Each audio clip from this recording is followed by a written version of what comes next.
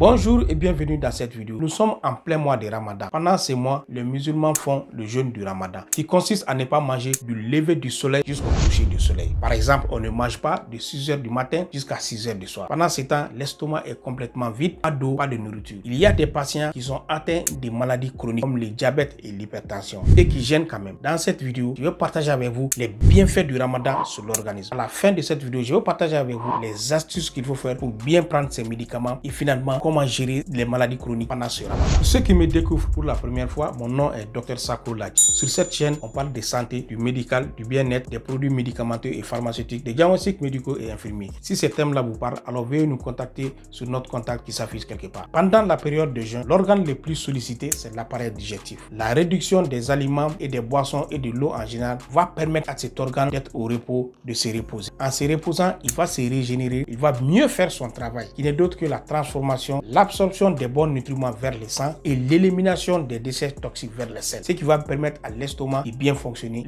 On va avoir moins de douleurs abdominales, on va avoir moins de crampes et on va avoir moins de constipation. Les selles vont être normales. Le système immunitaire même est renforcé pendant la période de jeûne parce que les toxines étant éliminées, les nutriments vont être bien absorbés et dirigés vers le sang, ce qui va augmenter le système immunitaire à être encore plus fort. En plus, les cytokines vont être régénérées et cela va aider à lutter contre les infections. Pour la santé cardiovasculaire, les maladies du cœur, le jeûne pratiqué pendant les ramadans aide à réduire les maladies cardiovasculaires en abaissant justement la pression artérielle qui elle-même peut se compliquer à des insuffisances cardiaques gauche et droite. En plus, le jeûne pratiqué pendant les ramadans aide aussi à baisser les niveaux de cholestérol. Le cholestérol étant impliqué dans beaucoup de problèmes vasculaires, notamment les artériopathies des membres inférieurs, les maladies coronaires et les maladies et les AVC. Pour le système endocrinien, c'est-à-dire la sécrétion des hormones, pendant le jeûne du Ramadan, il y a plusieurs hormones dont la sécrétion va être régulée, notamment l'insuline. L'insuline est une hormone qui est sécrétée au niveau du pancréas. Cette hormone a pour rôle de réguler justement les niveaux de sucre dans le sang. Donc pendant le jeûne du Ramadan, la sécrétion de cette hormone va être régulée. Et si cette hormone est régulée, le glucose va être régulé. Parce que le rôle de cette hormone, c'est de réguler les taux de sucre dans le sang. Donc, le taux de sucre étant régulé dans le sang, ce qui va permettre de diminuer la fréquence du diabète du type 2. Plus, pendant le jeûne du Ramadan, il y a sécrétion d'une autre hormone qu'on appelle l'hormone de croissance. L'hormone de croissance, c'est la stomatohormone. En biologie, c'est une hormone qui permet la croissance des cellules, c'est-à-dire la multiplication et la régénération des cellules. C'est ce qui amène effectivement la sécrétion de cette hormone, donnant ici la régénération des cellules. Alors, quand par extrapolation, on peut dire que l'organisme n'est qu'un ensemble de cellules. Donc, une régénération d'une cellule va être la régénération de tout un ensemble de l'organisme. Pour le système nerveux, la pratique du jeûne améliore la clarté mentale, la mémoire et la concentration en réduisant l'inflammation au niveau du cerveau, stimulant la production des facteurs neurotrophiques, ce qui a pour effet de réduire le stress et l'anxiété. De plus, le jeûne ne se limite pas seulement à une absence de nourriture ou d'alimentation. C'est tout un pratique rituel qu'on fait pendant les jeûnes, notamment les zikrs. Les zikrs est une répétition en position assise ou en une position fixe, une répétition qui se fait avec un chapelet. C'est une répétition des mots, des noms de Dieu qu'on dit pendant une position assise et on est concentré sur un idéal. Le fait d'être assis et de dire et de se concentrer sur un idéal a un facteur apaisant et tranquillisant qui réduit elle-même le stress et l'anxiété et même la pression artérielle. Sur le plan musculo-squelettique, c'est-à-dire au niveau des articulations et des os, la pratique du jeûne pendant les ramadans est très bénéfique. Non seulement ça entraîne une réduction du poids par le fait qu'on s'alimente peu, cela aussi va entraîner une réduction de la masse musculaire, une réduction, donc une perte de poids qui est bénéfique pour la santé. De plus, je viens de vous dire que la pratique du jeûne n'est pas seulement une absence de nourriture, c'est tout un rituel. Par exemple, la prière pendant le mois de Ramadan. La prière musulmane, elle est composée, c'est égal à une activité physique. Parce que pendant 30 jours, on fait une prière intense et cela tous les jours. Celui qui fait cette prière, c'est faire des mouvements répétitifs. C'est des mouvements d'accroupi, c'est des mouvements de station debout et de manière répétitive.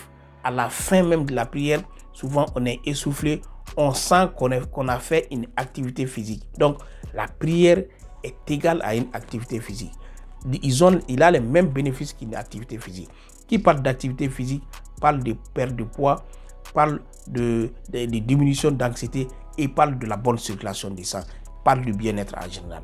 Pour le système respiratoire, des études ont montré que la diminution de la consommation alimentaire pendant le jeûne peut soulager les symptômes de l'asthme et des troubles des voies respiratoires en diminuant l'inflammation au niveau des voies respiratoires, ce qui va favoriser une bonne capacité pulmonaire.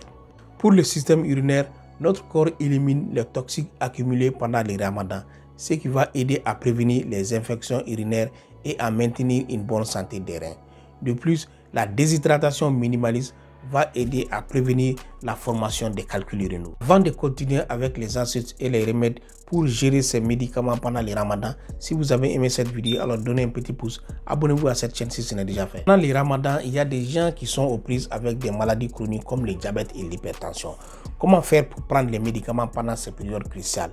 Il y a deux sortes de prescriptions pendant ces temps. Il y a des médicaments qu'on prend 2 fois par jour, il y a des médicaments qu'on prend 3 fois par jour. Dans le cas de quelqu'un qui a une hypertension, qui a un diabète, quand on dit de prendre les médicaments 2 fois par jour, puis simplement prendre le médicament quand on se lève pour manger. Au moment de lever, vous pouvez prendre vos médicaments. Et vice versa, au moment de la rupture du jeûne, vous pouvez prendre les 2 médicaments. Ça, c'est pour ceux qui ont les médicaments pour 2 fois par jour. Et aussi, il y a des gens qui ont des médicaments à prendre en mangeant. Donc justement, il faut courir pour prendre son médicament pendant le moment du jeûne à 6 h du matin et le boire pendant la rupture du jeûne. Ceux qui ont des médicaments pour 3 fois par jour, TID 3 fois par jour, ce sont des gens qui peuvent faire des ajustements de dose. C'est-à-dire là, il faut aller voir un professionnel de la santé qui va juste ajuster la dose de ton médicament. Il va peut-être accumuler un peu pendant le jeûne à 6 h et diminuer un peu pendant le jeûne pendant la coupure à 7 h. Donc c'est un ajustement à faire et à ce moment-là, il faut aller voir un professionnel de la santé. Dans tous les cas, ne laissez pas vos médicaments parce que vous êtes en jeûne, parce que ça risque d'avoir une préjudice sur votre santé. De plus, le jeûne est bien fait. Quand tu te sens incapable de le faire, alors il y a des prescriptions au niveau du jeûne que tu n'es pas obligé de jeûner. C'est ça. Le mieux, quand tu sens que tu ne peux pas respecter la posologie, alors en ce moment, il faut aller voir un professionnel de la santé. Sinon, le mieux, c'est de prendre tes médicaments pendant le moment du jeûne à 6 h et pendant la rupture à l'autre 6 h à l'aube. Si vous avez aimé cette vidéo et que ça vous a apporté quelque chose de valeureux, alors n'hésitez pas de vous abonner et de la partager. Prenez soin de vous et prenez soin des autres. À la prochaine vidéo.